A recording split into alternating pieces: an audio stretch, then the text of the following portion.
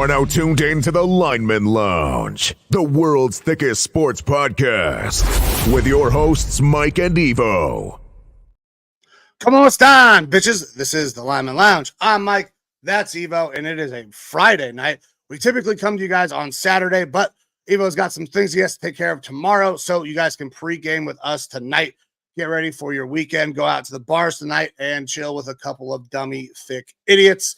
I also got a couple of drinks that I brought downstairs as well, or that I'm going to have to make. But we have a big night. We're continuing on with our draft prospects. We're going to cover running backs and tight ends this evening, along with some UFC and other things like that. But my man, Evo, let me bring you in. How was the week, man? I know you are very excited. You got the boys coming into town.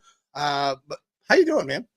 Doing good, man. Yeah, it was a long work week. We've been having a lot of issues at work that I'm probably not allowed to talk about because our planes are having issues, and it's not just our planes. It's everyone on this installation is having issues, and no one knows why. So, yeah, so that's been fun working through all that and all of assumptions that people make and things like that. So it's pretty cool.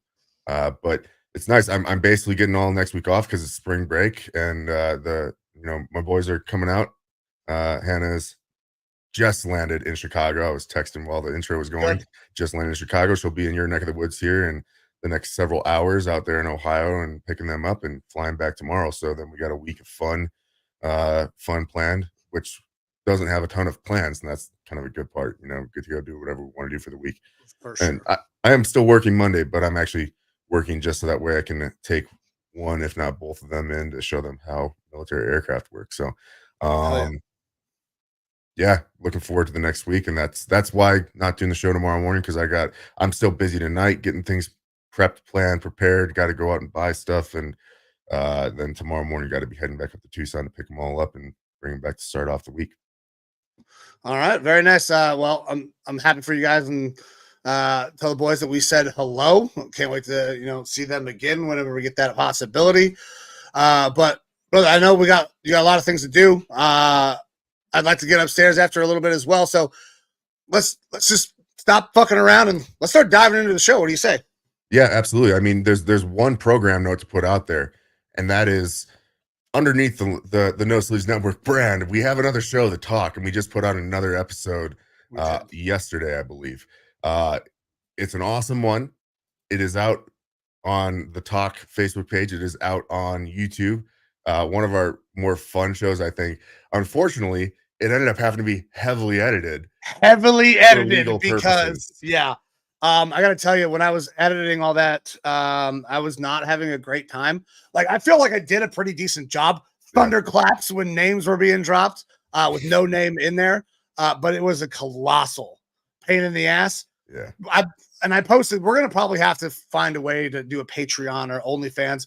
At some point, that story, the whole story, has to come out. But I also don't want to risk anybody, especially our boy Matt, who is on the other show with us, getting in any trouble. And while it is somewhat of a military focused show from our military backgrounds and everything, it is not a military related story. So it's a story everybody will enjoy. Yeah, it is one that when I heard it the first time, like I said, I was rolling. I thought it was great, and I immediately knew, I was like, I gotta get this on the show. Yeah, it was good. Matt did a great job telling it, but I did have to bleep out, 20 different names of different things. We're going to talk about Russ a little bit, I think, today, because there's a lot of movement going on with quarterbacks. One of the only quarterbacks that can speak to people right now is Russ. But do you want to dive into some of the speculation, the things that we've heard this week before we start diving into prospects, or do you want to go right into prospects, man? Yeah, we can go into the speculation stuff. It's going to kind of be tough to track because, look, it's another one of the constantly happening. It is quite literally March Madness, and the type of March Madness that I prefer, the non-basketball related stuff, because look, legal tampering begins Monday, I believe at noon Eastern time. We are in the illegal tampering period where things are not allowed to be talked about, but they sure as fuck are. And that 100%. Combine last week. And so that's why you're seeing reports about Kirk Cousins taking his kids to preschools in Atlanta and shopping for houses there. People seeing him get off this private jets in Atlanta, things like that. And why would he be doing that if he didn't already kind of have stuff probably in set or in place, worked out, things like that? And then you do have your completely legal talking, I guess. I don't know. It's not tampering because Russ Wilson has been informed, Been given permission. he is going to be released as of the new league year, Wednesday the 13th here. And because he is still a player under contract, teams are allowed to say, hey, you're allowed to go seek a trade, or you're allowed to go speak with other teams if you want to go play with them, type thing. The Broncos have already said, we are releasing you and you are free to go speak to other teams. So he spoke with the Giants earlier, which you informed me of. I thought he was just seen at the airport there, but now he's on his way to Pittsburgh to talk to the Steelers as well. He's also, and this is, I guess, a little bit more speculative, but he's essentially said that he will play for his next team under a vet minimum contract because he's already, banking a lot of money. So 39 mil, no matter what, is he's getting next year. So it doesn't matter. He can take the minimum amount of payment, and he can maybe go help a team make the playoffs, maybe even compete. Because Russ this last year, now granted, this is not Russell Wilson of old. This is not Super Bowl Russ by any means. Russ has not cooked in a while, but Russ was at least league average this last year. Yeah. And then was thrown under the bus by his coach and the organization. So Russ can still play a little bit.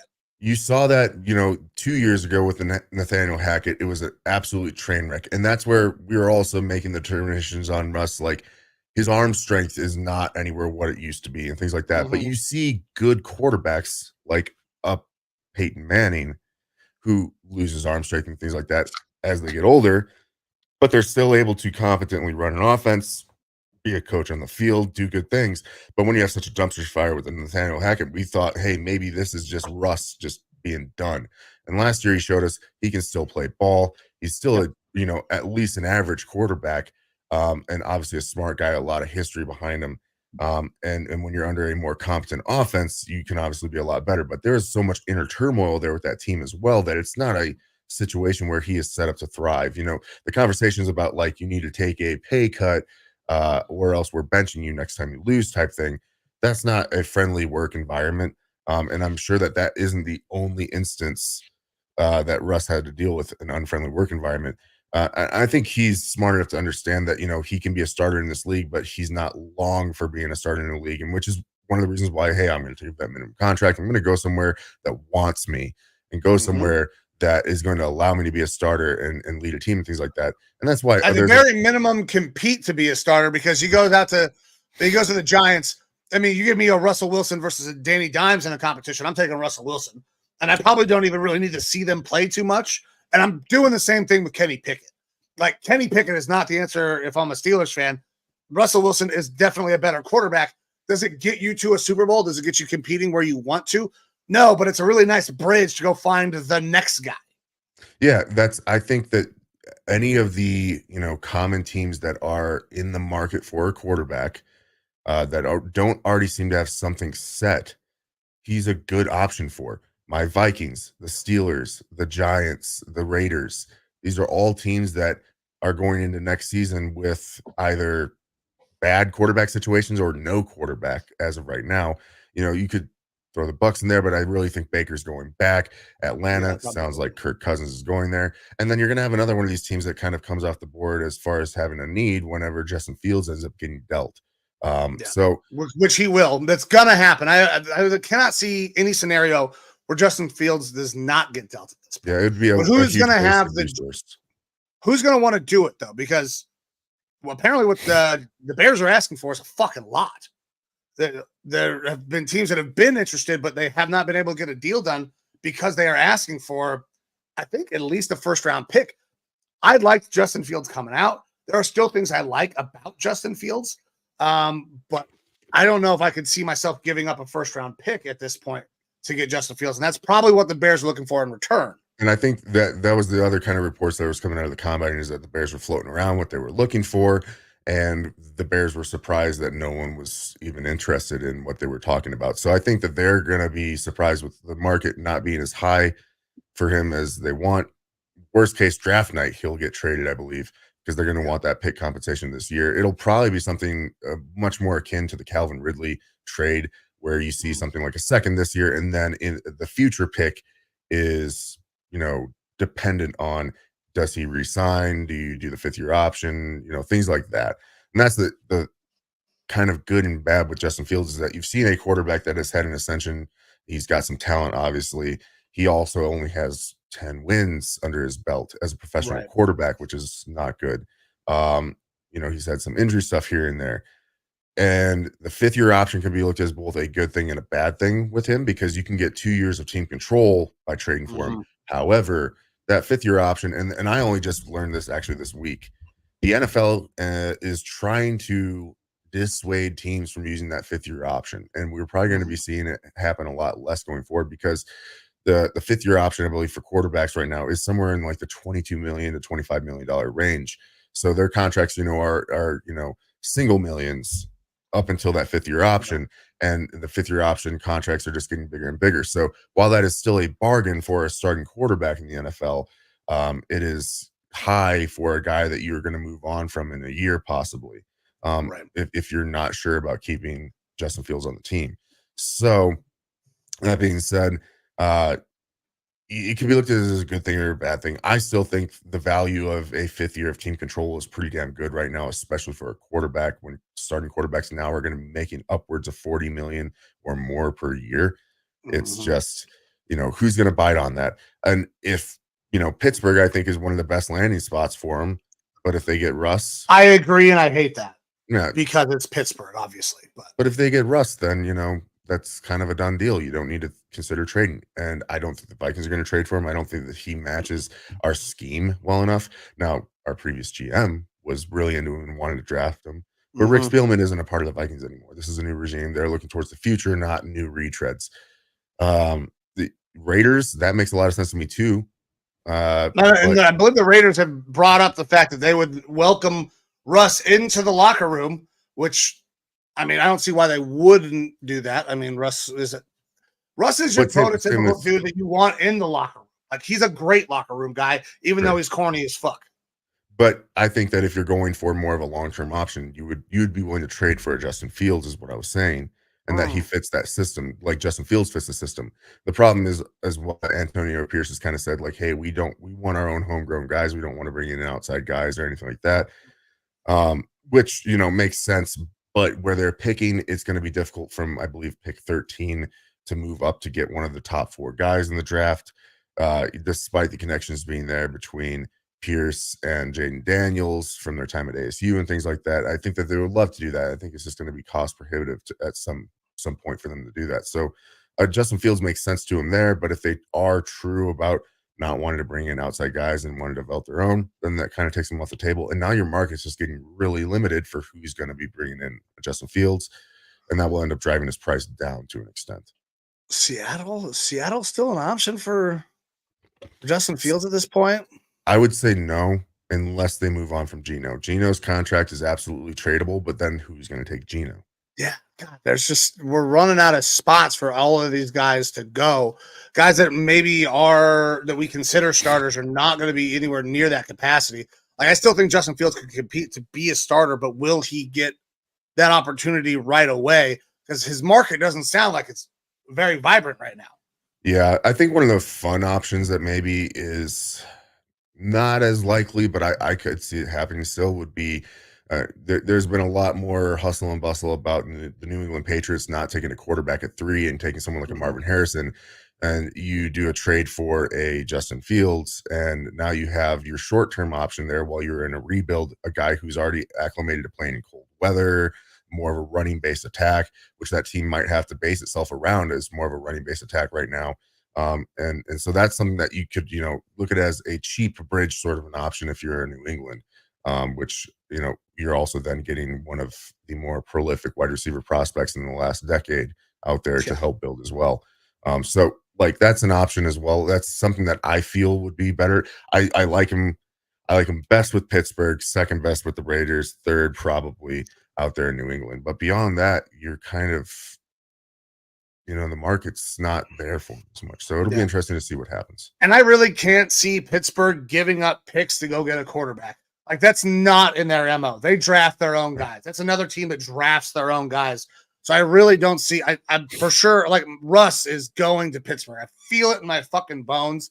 There's no way Justin Fields goes there because that organization does not give up draft capital. They don't do anything crazy. They are very much like the Packers in that sense, where they just try to do their homegrown thing. Well, it makes sense. That's what's going to make it, I think, interesting with Russ is that he's come out and said he'll take that veteran minimum contract, which I think that, to get a league average quarterback on a vet minimum, 100% worth it. Yeah.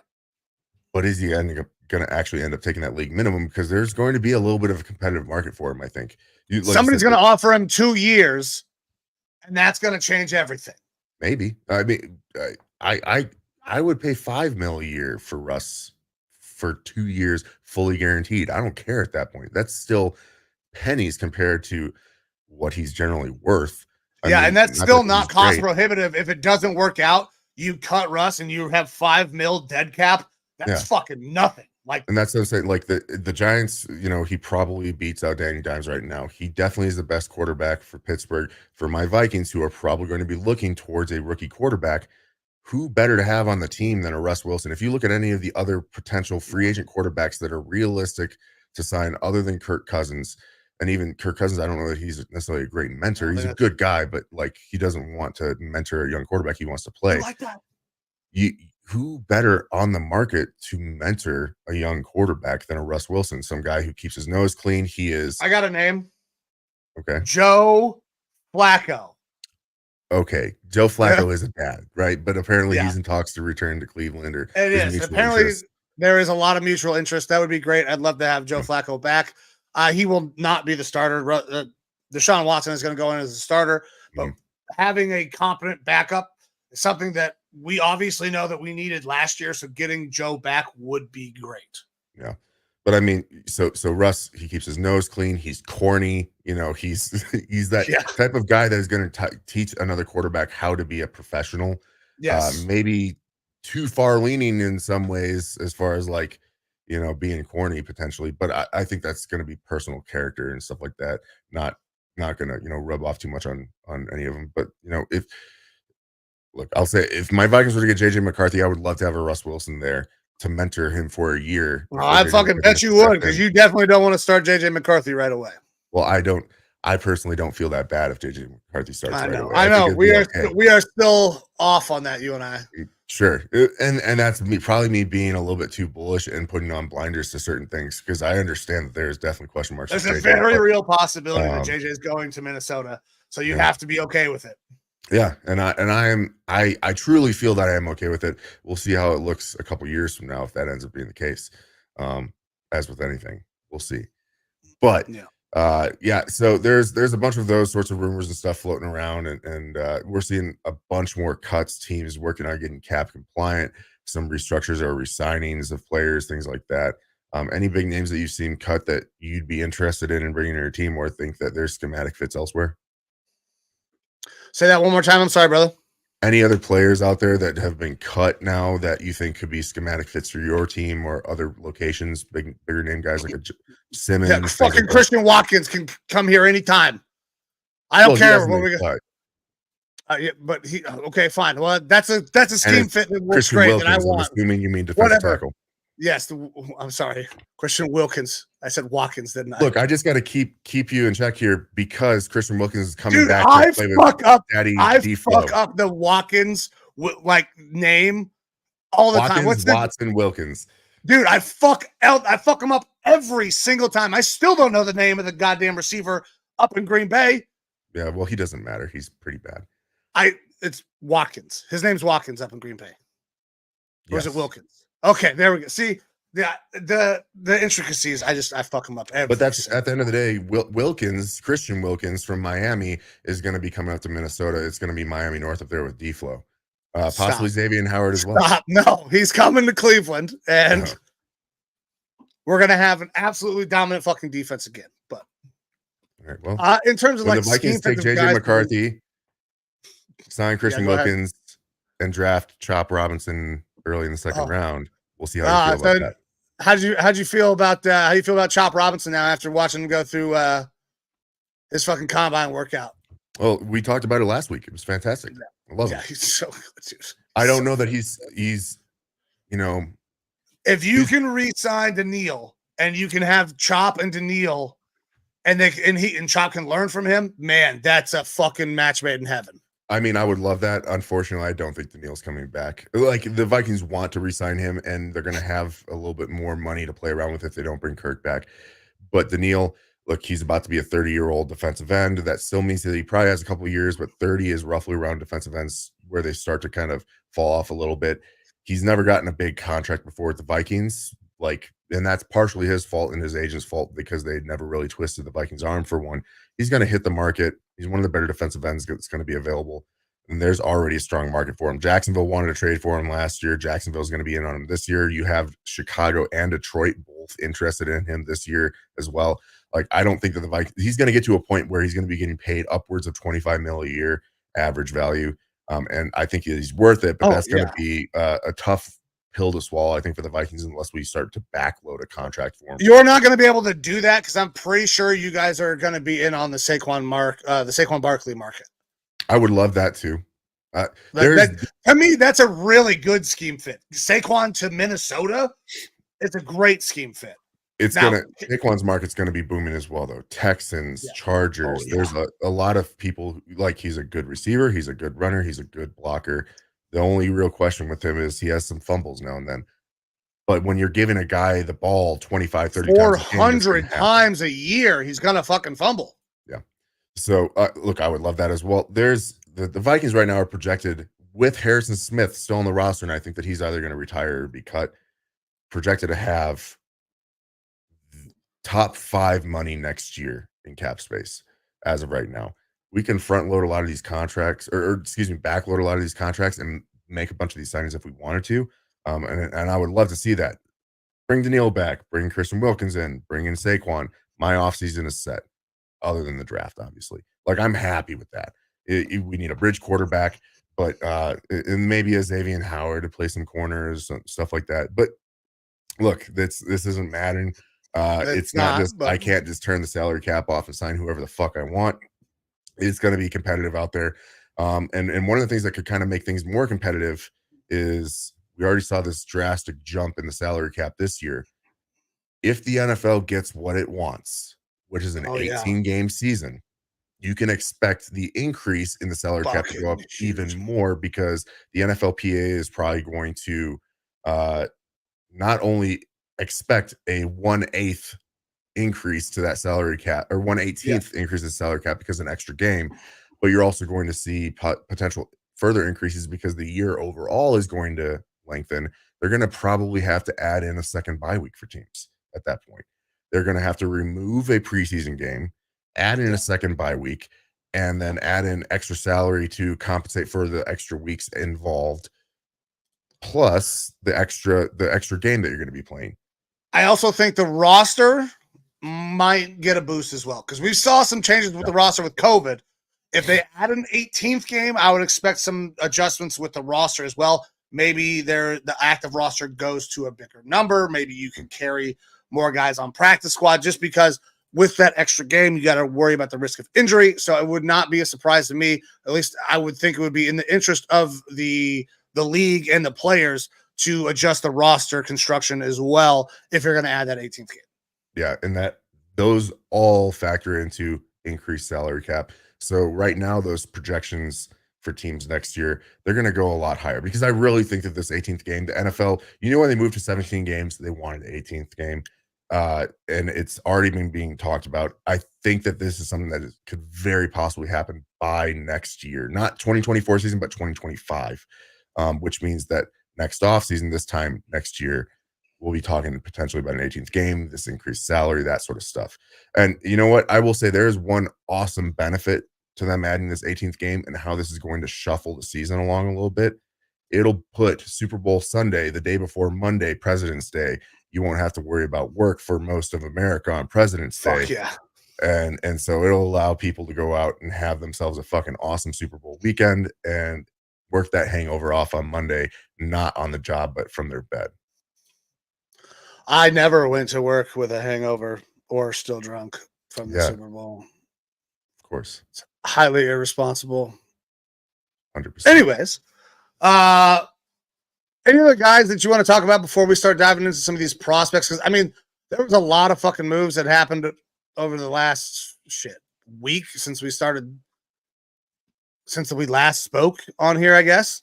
Any other guys you want to talk about? I know Matabuke was a big get back for the Ravens, able to re-sign him.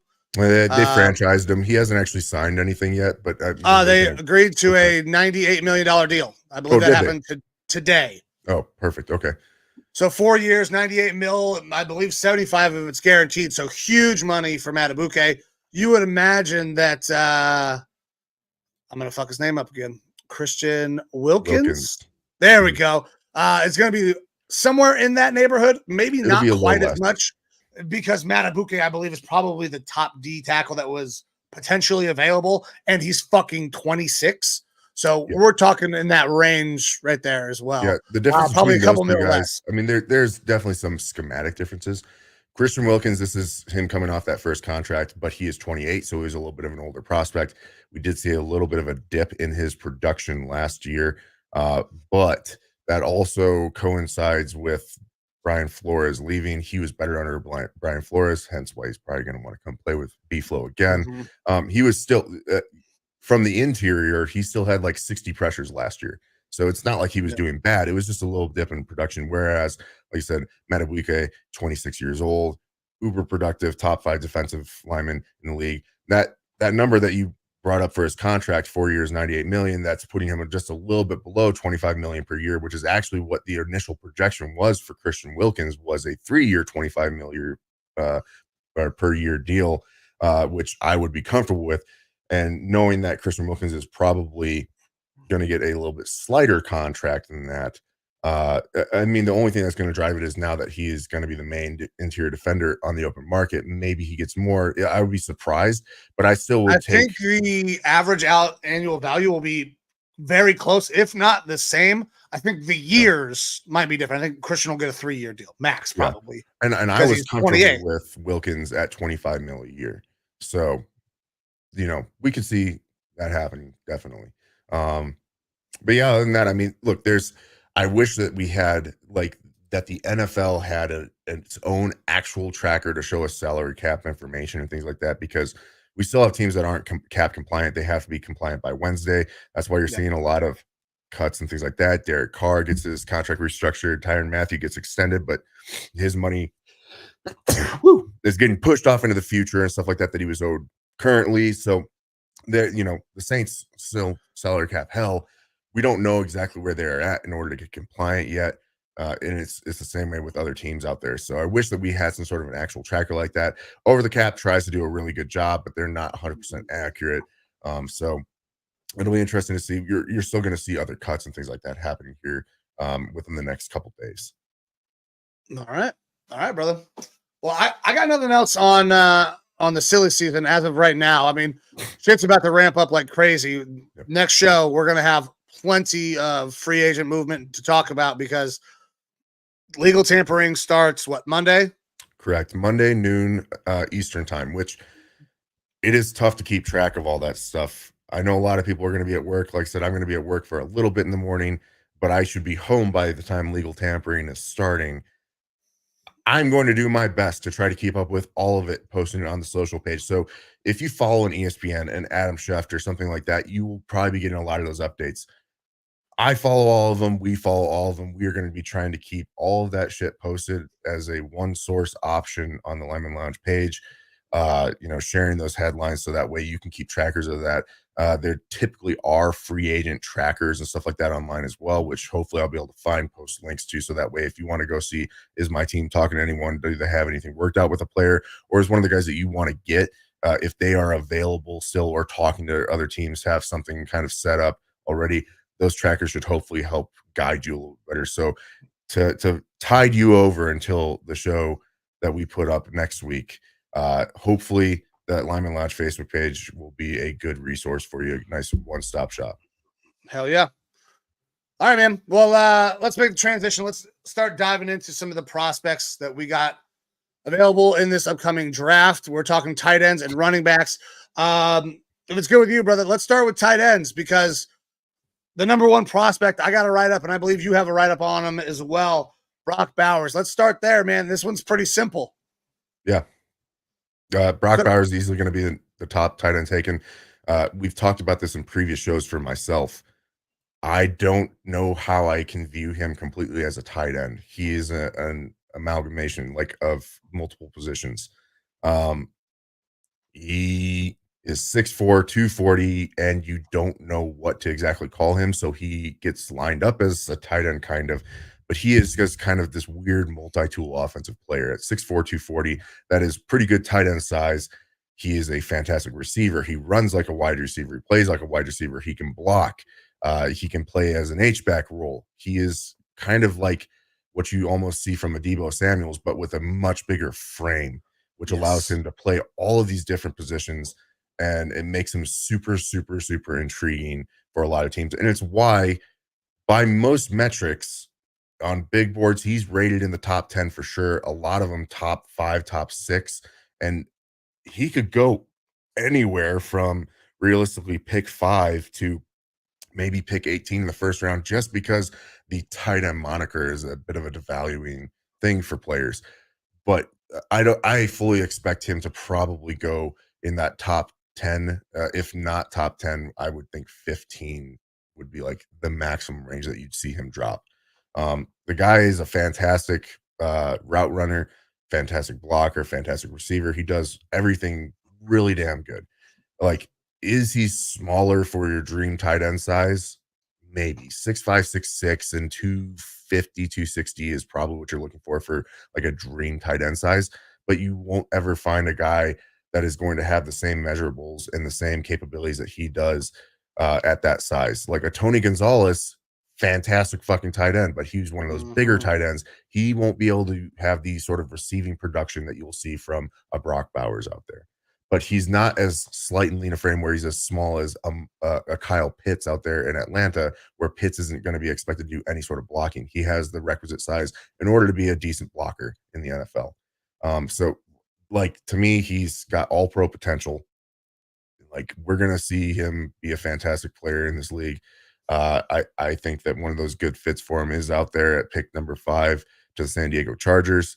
But then after that, you could see him, if the Jets are able to shore up some of their offensive line issues, he would be a great pairing for the Jets, because they need a receiving option, but they also need blocking help.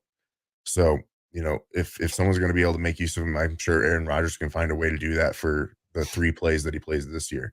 So Brock Bowers with a dot, number 1 tight end in this draft. And then after that, everything just kind of drops off. There's good players, but you're not going to see, in my opinion, anyone that I'm jumping up and down for until at least round 3.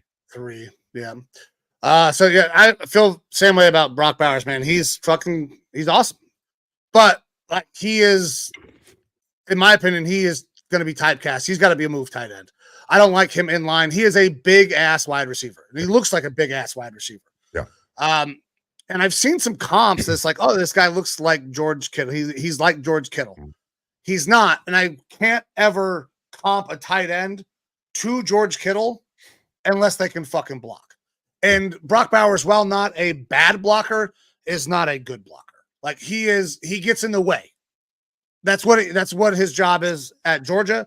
And that's what he did, because he wasn't asked to be really an inline guy and go and do drive blocks and all this other shit. He's a guy you move around, and he's an absolute fucking weapon. Like, doesn't matter where you put him. He kind of looks like, when he's running his routes, now he's not as big, probably not quite as athletic, but it reminds me way more of a Travis Kelce type, where he is really good offensive weapon, not somebody I want in line on blocking. So that's why I am on that. And we saw a couple of tight ends last year who were fucking great. Like, Sam Laporta was obviously amazing for a rookie tight end. Dalton Kincaid had a really good year. Brock Bowers is a dude that can come in and produce right away. Like, that's not something that you typically see with a rookie tight end. It's a very, very tough transition. But for me, I don't want him in line. I want to use him like I use a Travis Kelce. I want to use him as a weapon. I want him on the move.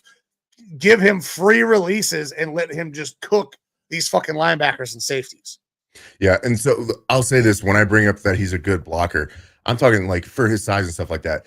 Do I want him in line as a blocker? Not necessarily, but if I'm putting him out there on the field 3 downs, I'm not going to feel bad if he's out there blocking. No, but no, listen, I'm not saying he's a bad blocker, but he's not George Kittle. I've seen so many comps of like, oh, this guy's like George Kittle. This guy's like George Kittle. Until I see one of these tight ends bury a fucking future Hall of Fame D end like George Kittle did to Von Miller, I'm not comping anybody to fucking George Kittle and his ability. Maybe his offensive pass catching ability is similar to what George Kittle could do.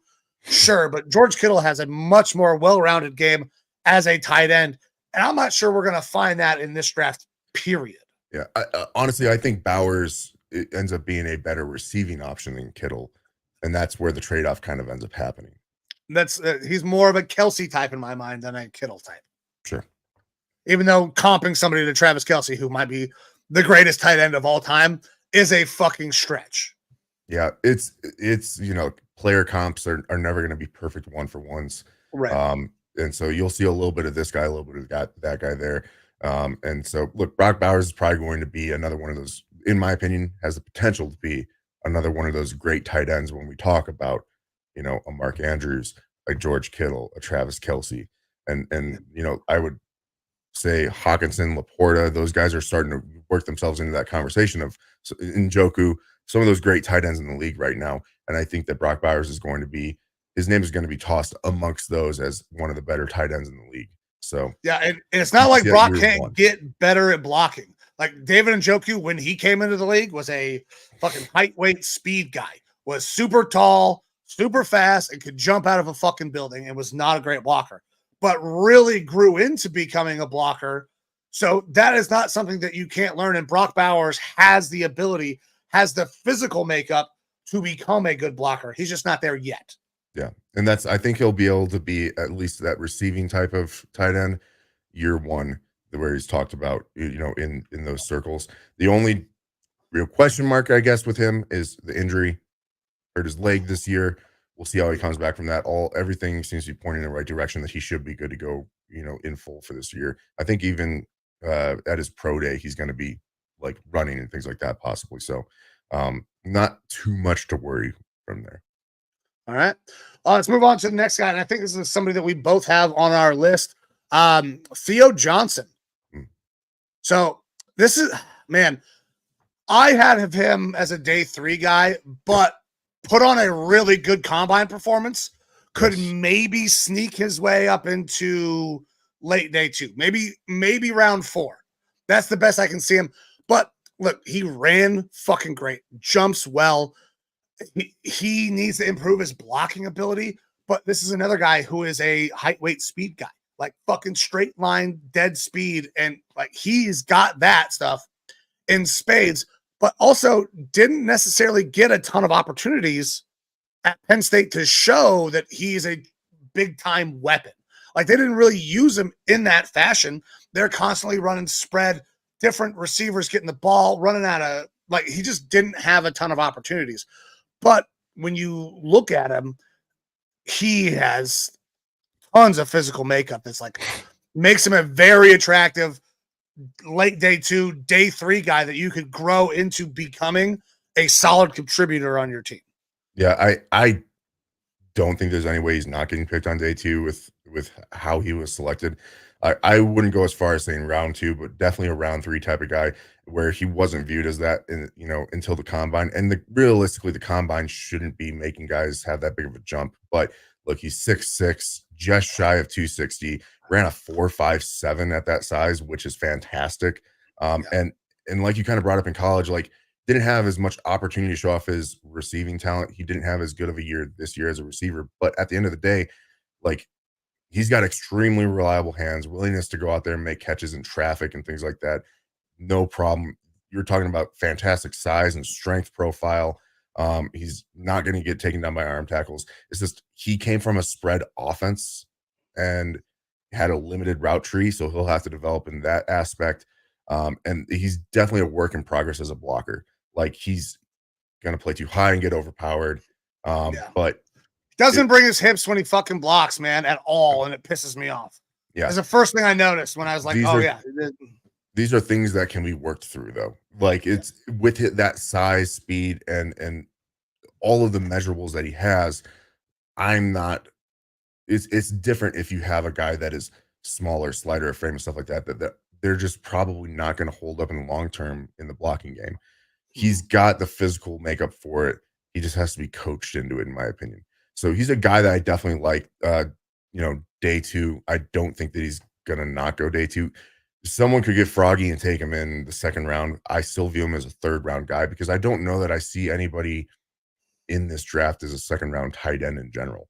Third round is really where you're starting to look at guys that, depending on how a team views them, you could see a Jatavian Sanders from Texas, or a guy that you're going to talk about here probably next, in Cade Stover being, a third round guy. It's just kind of what their flavor of the day is going to be. Well, see, and Theo, I had as a day 3 guy, like round 5. Mm-hmm. Now with his combine performance, it's so hard when you see the height, weight, and speed. You're like, man, the raw makeup is there. And let's not get it twisted. NFL head coaches, fucking position coaches, NFL coaches in general are all A-type personalities that say, I can make this kid way fucking better. And somebody's going to take him on day 2, round 3, round 4, somewhere in there. If he flies up to round 2, somebody's way overdrafting, in my opinion. But like, he has the physical traits you want. Not everybody has those physical traits. You can't coach those fucking physical traits. So for me, day 3 probably moved into day 2 with the combine, but somebody will get an interesting little prospect. He will instantly be a red zone threat, though, because of the instantly a red zone threat. That's the biggest plus from his game this year. He had 7 touchdowns, which is a big jump from the previous year where he had 4 touchdowns, and the year before that only had 1 touchdown. And we're talking about, minimal jumps if you're just looking at the number, but when you're talking about the lack of receiving targets and stuff like that he was getting, it was the same, just about the same amount of targets, year in, year out, but you're seeing production increases in an offense that isn't super pass heavy there. So definitely a red zone target. I like him as, a guy who will probably end up being a starter in this league. And at least a middle of the tier or middle of the pack type tight end with potential to be a little bit more, especially if he develops as a blocker. Yep. All right. I got nothing else on Theo. Yep. You got anything? Nope. Let's move on to your guy, Cade Stover. Yeah, hell yeah, dude. I love Cade. And I actually think Cade could be a massive steal for a team. I got him probably 3rd round. I don't know if you can get him any higher than that. Could fall maybe a little bit, but Cade is a fucking football player. Like, that's what the man plays football. He was recruited to play linebacker at Ohio State. Then he transitioned to edge, and he's been playing tight end full time now just for the last 2 years. So the fact that he's got himself into this position as a day 2, 3rd round tight end with only 2 years of experience playing the position shows that he has got a fuckload of potential. Like, he could be amazing for a team. But when you look at him, when you look at the numbers, that like, he doesn't do anything special. He's not necessarily a crisp route runner, but he's only been playing the position for 2 years. He doesn't have long speed, but he's a tight end, so I'm okay with that. Like, he's not a fantastic blocker, but has shown ability to block a little bit, but he's never really had to do that in his fucking career. Like, this is a dude that if you give him time, if you do not expect him to come in and be competing for a shitload of reps, and you get him in an NFL locker room for a year and let him learn how to play this position more and more, Cade Stover could be really fucking good, dude. I think that he has the potential to be like a steal later in the draft. Yeah, I think that he's probably one of those round 3 guys again as well. And out of the ones that we're talking about, he has probably got the highest floor of all of them. Like, he will be a solid NFL tight end, in my opinion, but the potential is there for more, obviously. What's impressive about him is, again, like you kind of brought up, he doesn't have like great straight line speed necessarily. Like he's got a good route tree, but he's not going to create separation because of that speed. He does have good technique with blocking. He's just not a high end blocker as of right now, and could definitely develop into that. The impressive part for me with him is his hands are pretty damn fucking fantastic. He's only had 2 drops in over 100 targets over the past 2 years, which you Pretty know fucking good. pretty damn good for any sort of a receiving option, wide receiver or tight end otherwise. So again, like nothing that he does blows the doors off or anything like that. But Nope. again, super high floor with this guy. And he's a very, very well-rounded tight end, which is absolutely something that you're looking for in round 3. Yeah, 100%, man. I don't got too much else on him, man. I mean, I want him to be a better blocker. Like, he doesn't do anything great, but god damn it, he does everything well enough that you want him to be on the football field. Mhm. So that's all I got on Cade, but I like him. Sure. All right, who you want to go over next for tight Well, ends? So my last guy I got here, I got a decent little write up on is Dallin Holker. I know you have him as well. Do you want to cover him, or did you had a guy that I did not have on my list, right? Yeah, Dallin Holker for me, I like him. I still like him as more like a 5th round guy a little bit later. Yeah, very late. The he's reason I a have lot the more write up limited. is the clip from the combine. Sure. Yeah. I So mean, for those of you who don't know about Holker at the combine, when running one of the the catching gauntlet drill or yeah, whatever, right? the gauntlet, he got confused in it with the last catches, ended up catching a ball and holding on to it, thinking that's the one that you hold on to and run, looks the other way and another ball's coming to him. So rather than drop the ball and catch, he just does a one-hand catch and snags the other one and runs with 2 balls for the rest of the way. Yeah, So just fucking trucking, dude. yeah, which it isn't gonna hurt, even though it was a mental error. He made the best of it, which is what you hope for when a guy makes a mental error, because none of these guys are going to be perfect. I think he's a good depth piece. He's versatile. He's Never anything more than a backup tight end in my position. In my opinion, he's a number 2 guy. I think he can be a second tight end that would round out a 2 tight end schemed offense. Okay, I can do that.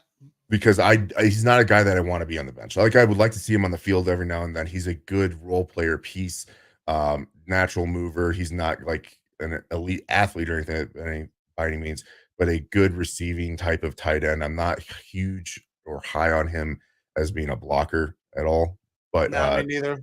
Low drop rate, good receiving tight end, and obviously the little combine boost there.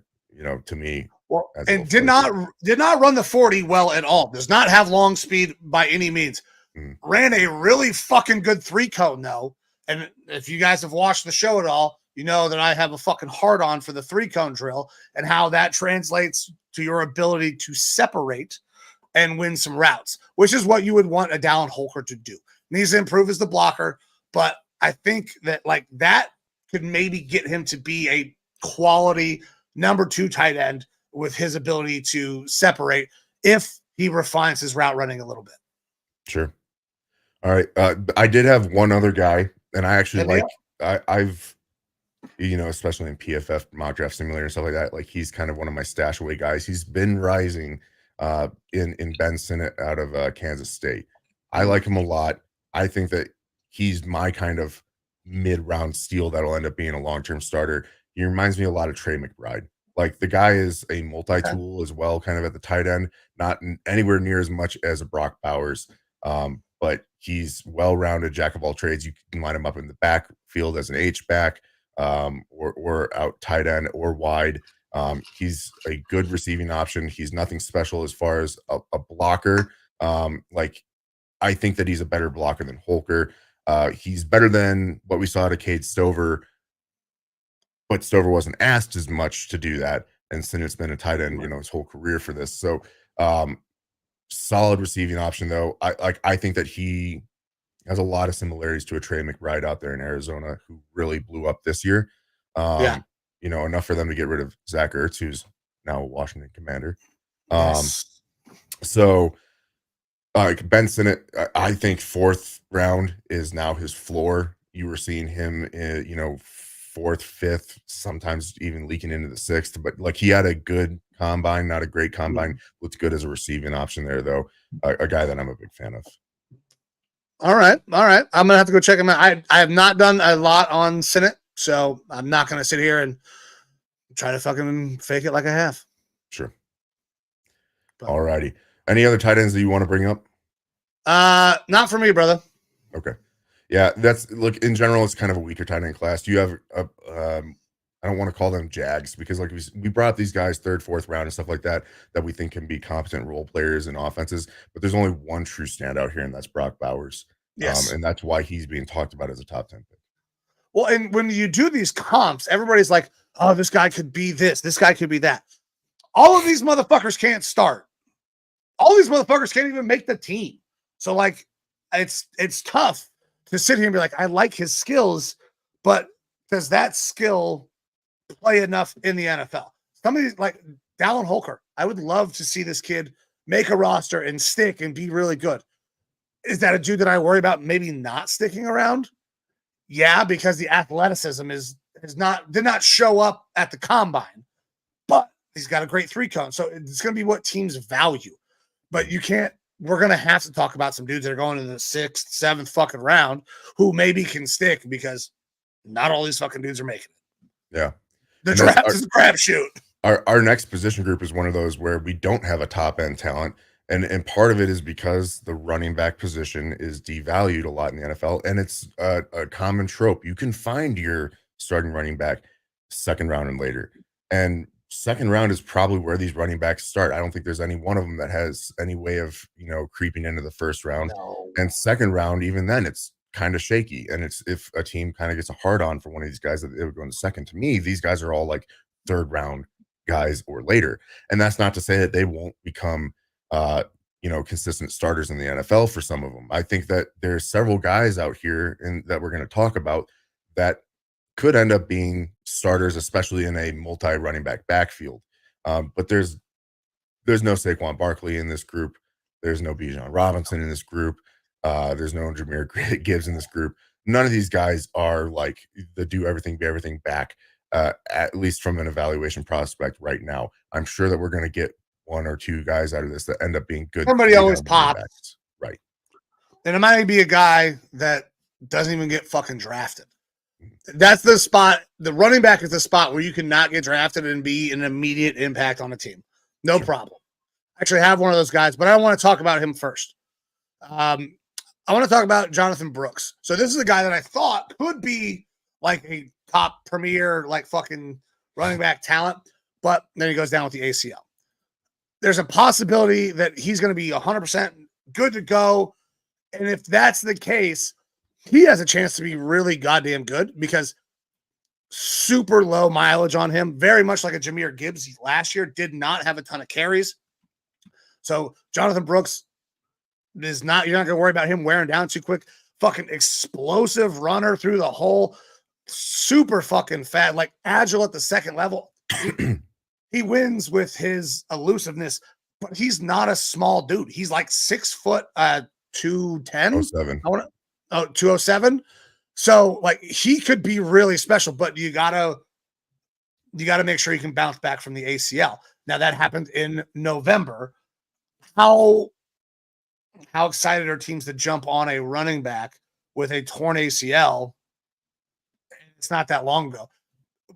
A lot of these guys are not going to do anything. Some of these guys are not going to get drafted, might catch on later, but the free agent market for running backs is also rife with talent right now because like nobody wants to pay them.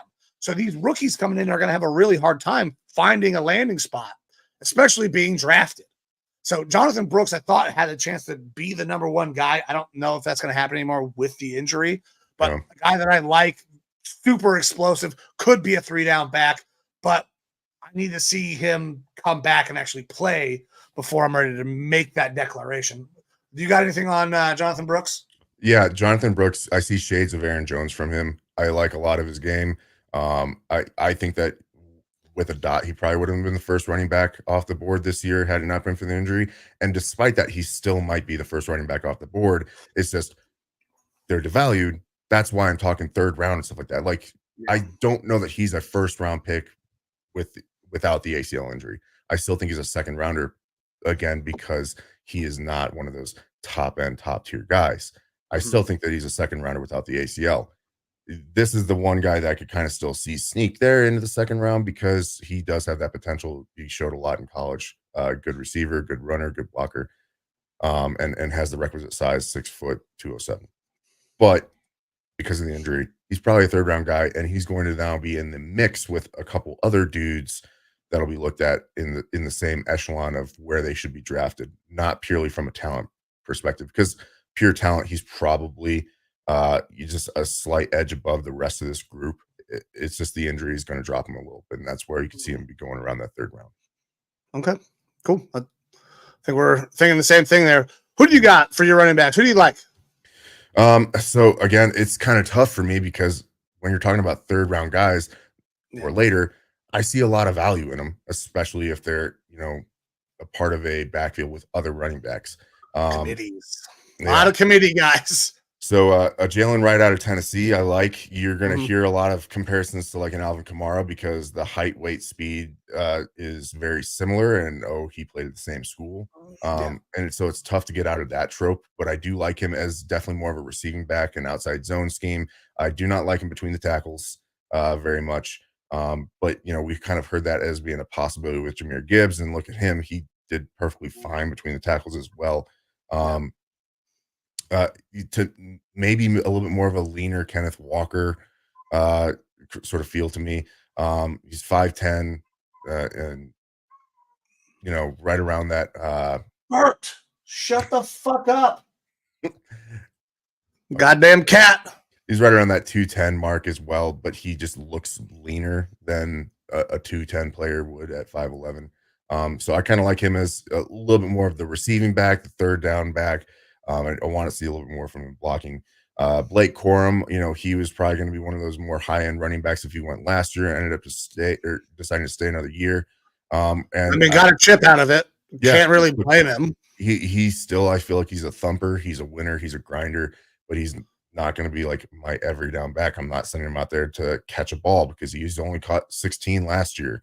Then again, that team was a running team, not passing the ball very much at all. Solid runner. He's a winner, but he's got a lot of fucking miles. So how long is he going to last? We're talking about, over 1,000 yards the past 2 years, 258 rushes this year, 248 the year before. And he almost had 1,000 yards on 144 rushes in 2021. The guy's got a lot of mileage on him. And as we know, running backs will be great. So you could definitely put him back there as part of a backfield and feel good about him for the next 3-4 years. And then he's probably going to fall off a fucking cliff. So that's going to devalue him to that third, maybe even fourth round. One of the guys I really like is Bucky Irving out of Oregon, former Minnesota Gopher as well. He's a guy that is 5'10", 195, looks way leaner than that. Good receiving back, though. Like, really solid receiving back. Showed to be a decent runner, but he, again, is not a full-time running back. You don't want him out there 3 downs. 55 receptions on 61 targets this year for almost 400 yards. He had 11 rushing touchdowns and 1,200 yards rushing the ball this year, but Oregon's offense, kind of spread people out and gave him open lanes. You can it's hard to gauge what a running back from Oregon is going to do because the boxes are always light. Yeah. And then a guy that I really like that I think is he's going to be, I don't know where he's going to be taken because this is a guy that I think could be talked about with a couple of those top guys being taken in the third round, or he could, drop further down and be more of a fourth round, fifth round type of guy, and Trey Benson out of Florida State. The question mark for me is his injuries. He's had like some serious knee injuries in the past, but he's 6'1", 223, track speed, like fast dude. Really good combine numbers and metrics. This last year, 905 rushing yards on 156 attempts. So that's 5.8 yards per attempt. Really solid numbers there.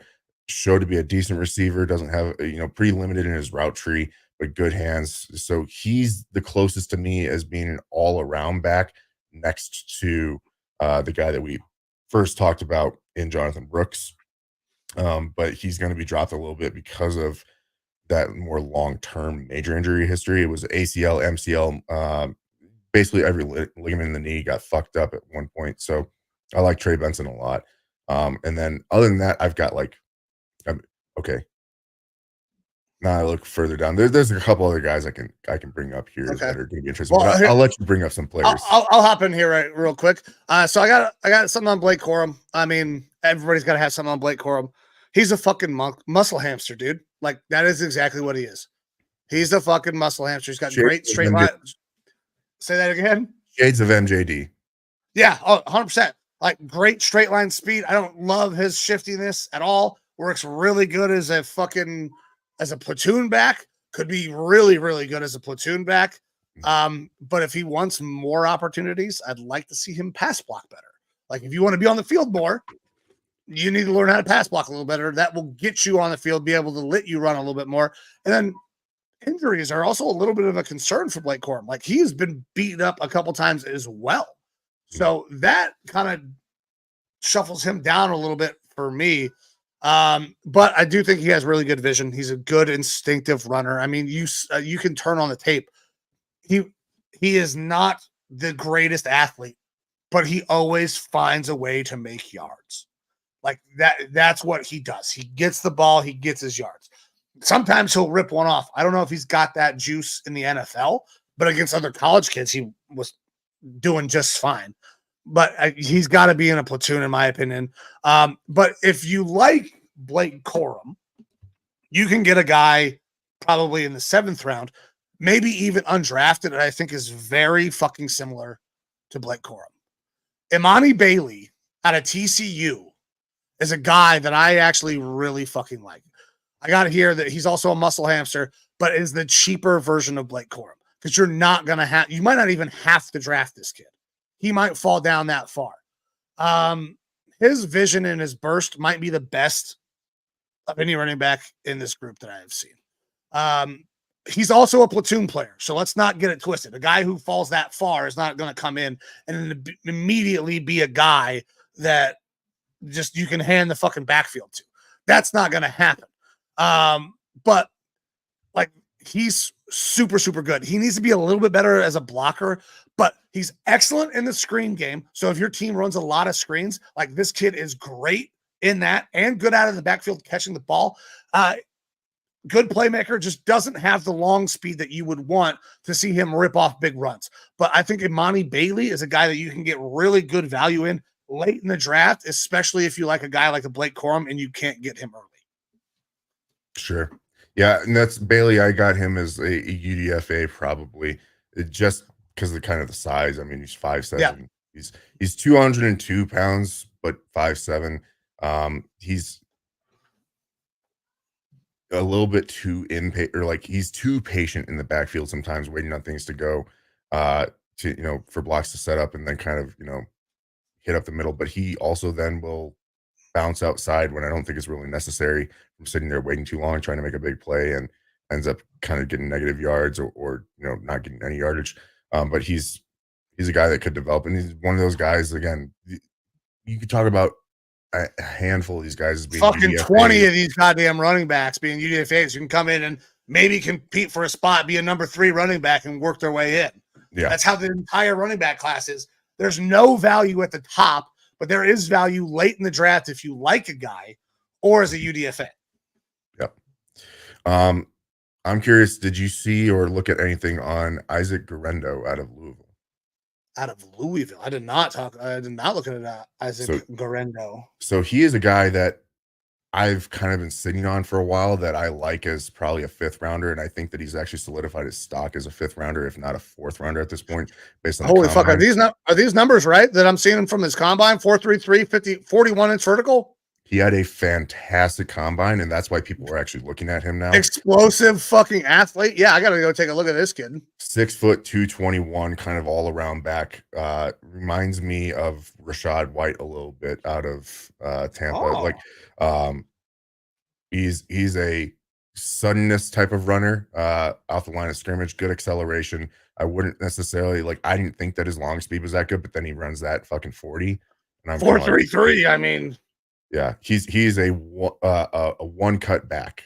Like he is the That's great. single move and up. That's the dude I love. That's the Mhm. guy I want because I love the zone blocking scheme. Press the hole, make your cut, and get upfield. Like dudes have eaten like that for an eternity in the NFL.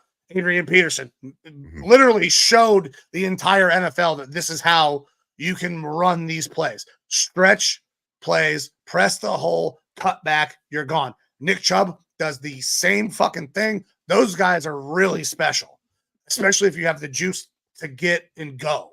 Mhm. Um, now I'll say this with him: he's not elusive. Like I don't view him as an elusive guy. I feel like his frame, like he doesn't get small through the hole. So Okay.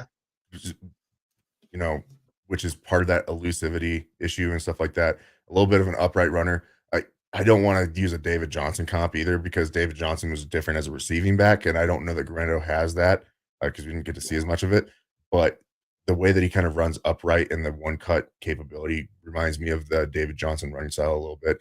Um, he's not super physically imposing or anything, despite that size, but like again, he is a really good one cut back. And then I again thought fifth round, this guy is going to mix into a backfield really well. And then you see those combine numbers. And I think a lot of eyes were turning being like, wait, who the fuck is this? We need to go back and look at the Mm-hmm. tape. So yeah, Isaac Guerrero, a guy that I still feel like is probably ends up being a fifth rounder, but he could sneak into the fourth and could be a very solid running back going forward. All right. All right. I'm gonna check this kid out. I mean, you said his name, and I went to go look him up, and the numbers are fucking outrageous. Yeah. Like I said, this is a guy that I had randomly heard about on a podcast, being like, people aren't talking about this guy like a month before the combine or so.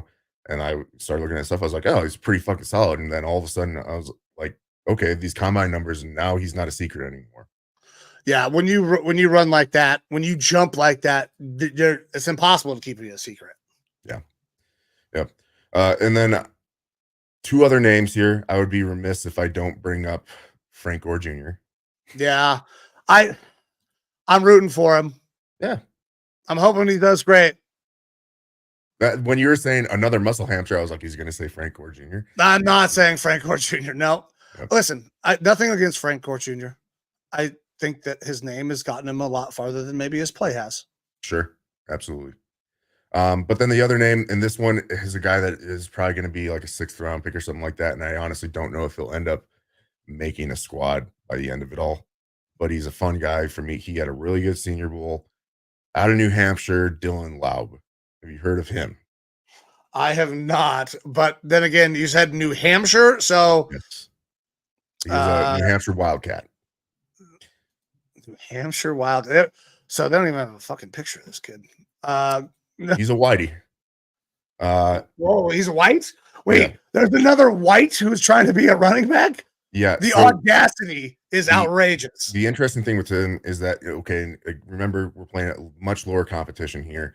2022, 245 rushing attempts, 1,200 yards, a 4.9 average, real solid, right? He also that year had 49 receptions on 60 targets for 474 yards. In the offseason, the team told him, you're not practicing as a running back anymore. You're practicing as a wide receiver. Mind you, he is 5'10", 208, so he's a small kind of slot type of receiver size. Mhm. He went out, had 88 targets this year, 68 receptions, 708 receiving yards, and another 745 rushing yards with 9 rushing touchdowns. And they still played him as a running back. They just would flex him out to play slot and things like that. He was their starting like main featured back, but they would use him everywhere in the field. So he, again, multi-tool type of guy. Some teams are probably going to view him as a receiver more than a running back. But if you're looking for a guy that can be that kind of multiple option, think of Jerick McKinnon. He's got the ability to be a receiver, a runner. I mean, McKinnon was a quarterback in college. Yeah. So, like, hey, ballers can ball, dude. It doesn't matter where you fucking play. If you're a good enough athlete, somebody will find a spot for you. yeah. And like I said, he had a really good Senior Bowl. But then he comes to the combine and did not have the greatest numbers there.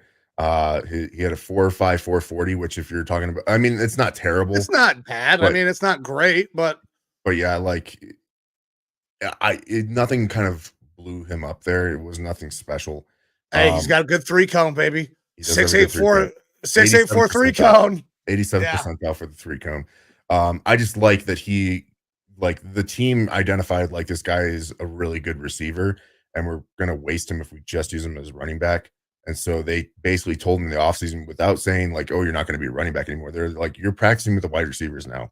You're doing wide receiver training. And then he got into the year at running back and like, you're already a good running back. You're still a running back, but you're going to get used as a receiver a lot more. So plan to be a bigger part of the offense and really fit into that role well. So with 1 year of experience training to be a receiver, he was able to put up, 700 something yards, which some of these receiver prospects that we'll get here too in the coming weeks, they'll put up that many in a year, but they're also competing with other receivers and stuff out there in general. And again, small school production. So we'll see how that translates to the NFL. But he's a guy that I like as late round, maybe UDFA. I still think that he ends up getting drafted as a late round guy, but he's kind of got some fun potential to be a gadget. All right. I'm going to check this kid out too. Laub. I'm just going to Google white running back and Dylan Laub, Laube. Hopefully Christian McCaffrey doesn't pop up. Yeah. It's almost certainly what's going to happen. Yeah. Which, we'll talk about Luke McCaffrey, maybe, wide receiver episode. Ran a faster 40 than his brother. Great pedigree. Yeah. Gosh, if we're going to talk about Luke McCaffrey. So back before you joined the show, back when this was no video, just audio podcast, I had one of my old high school coaches come on the show. He was a former NFL player, played in Nebraska, and huge Nebraska fan. And he had some choice things to say about the way the whole McCaffrey situation worked out and the constant changing of schools. I might have to hit up Coach again and see if we can't get some information. Thoughts. Yeah. So, oh man, that'll definitely be for the wide receiver centric episode. Yes, it will be. In which we have not decided what we're doing next week, but I got no other running back prospects that I need to talk about. Yeah, I think if we were to talk more running back prospects, it's going to be a lot of the same. This guy's a 5th, 6th, 7th round pick. We like some things, we don't like other things. They're part of a platoon, and you never know. Unfortunately, we can talk about a bunch of these guys and be like, they might be something, and then they're going to be the next, top end back or something like that no one ever saw coming. So. And that's the great thing about the draft in this time. Like, we have our regular speculation and everybody's a fucking draft expert. Dude, honestly, I would love to say that I know a ton of shit. Nobody fucking knows. The NFL, the guys that run these teams don't fucking know what's going to happen with these guys. You can give your best guess. You're going to be right every once in a while. And when you're right, enjoy that shit. But more times than not, you're probably going to be fucking wrong. So, look, good drafts by most metrics. If you say you start off with 7 picks, if you're able to get four guys that are role players, you got a good draft. Yeah, if you get 2 starters, and you're like, yeah, that's good. That was great. But all right, man, I got nothing else on the prospects. You got no other prospects you want to go over? No, sir. All right, well, let's transition. We're going to wrap the show up here in a little bit, but we got to talk about UFC 299 tomorrow. So I'm fucking pumped. I am for sure watching UFC 299 tomorrow, and I will, like I always do, buy this UFC because I always pay the money to Dana White in that group because they deserve it. And but this one, I got to make sure that the stream is good because my boy Sean O'Malley is fucking fighting, and he is my favorite fighter. Probably my favorite fighter that I've ever watched in the UFC. Well surpasses Conor McGregor. and George St. Pierre from old, but it's a damn good card, man. Are you any plans to watch UFC? I know you're going to have the boys. I have no idea if the boys have any interest in it. And to be completely honest, I'm going to be focused on them this next week and doing Right. whatever they want to do. But I will bring it up as an option for us, and maybe it's something that they'll be interested in, because I'm pretty sure that in their current living situation out there, they probably don't watch this because they don't get paid attention to at all. So I'm sorry. I'm not laughing at that situation. I am laughing at the enjoying jab. I'm Yeah. happy that you took the shot. Yeah. I have plenty of bullets in the chamber for that one. But no, it looks to be a pretty damn good card, so it definitely would be interesting. I mean, you have a lot of big name fighters out here. Even on the prelims, you have Curtis Blades going out there again, like well-known Macy Barber. But on the main card, Peter Yan's fighting. You have Dustin Poirier fighting, Kevin Holland fighting, Gilbert Burns fighting. You got all these big names just throughout the entire card. There are a lot of name recognition. I mean, Peter Yan versus fucking Song Yadong right off the bat. Korean Zombie. Song Yadong. Dude, that's a fucking great fight to start a pay-per-view event. Mm-hmm. Peter Yan and Song Yadong, which is the greatest name. Korean Zombie, super cool nickname. Should have just stuck with Song Yadong. Yeah.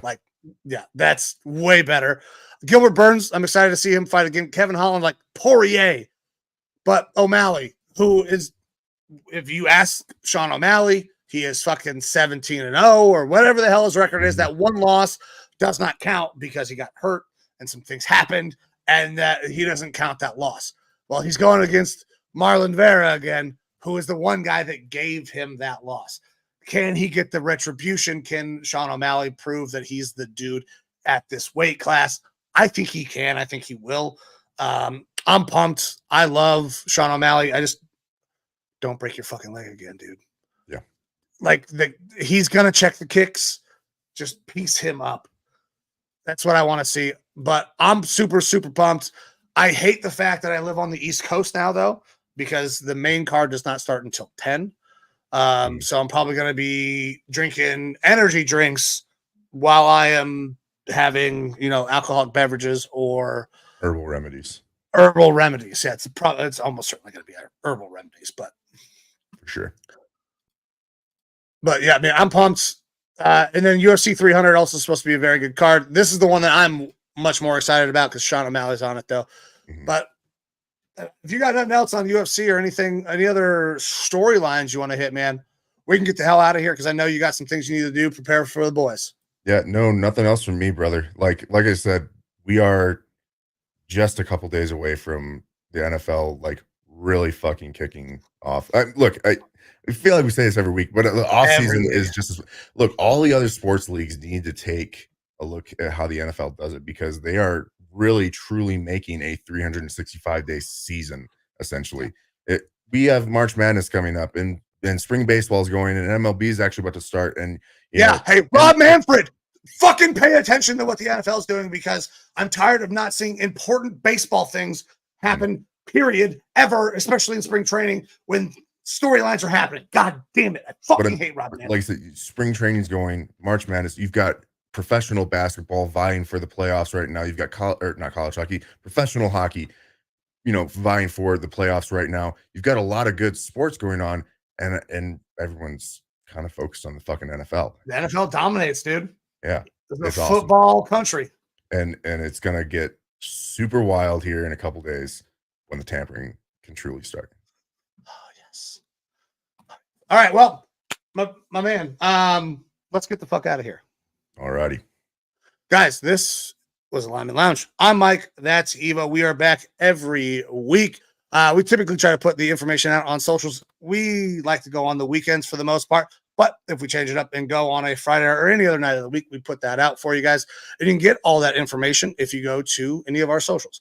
You can go to X or Twitter at Lineman Lounge, our Facebook page, TikTok, Instagram, all of that. And you're also getting new shorts, I want to say now on a daily basis. We've kind of started to catch a rhythm on all the short form content as well. So if, an hour and 20 minutes is too long to listen to these dummy thick idiots who are sexy as fuck, just watch us for a minute. That'll work too. But with that, we're going to get the fuck out of here. Evo, one last word for the people. I don't have one word. It's a little saying. It's tamper me, daddy. Ooh, I like that. All right, we're getting the fuck out of here. Shirt. Tamper me, daddy. I like it. But we're out of here. I'm Mike. That's Evo. See you next week. See you.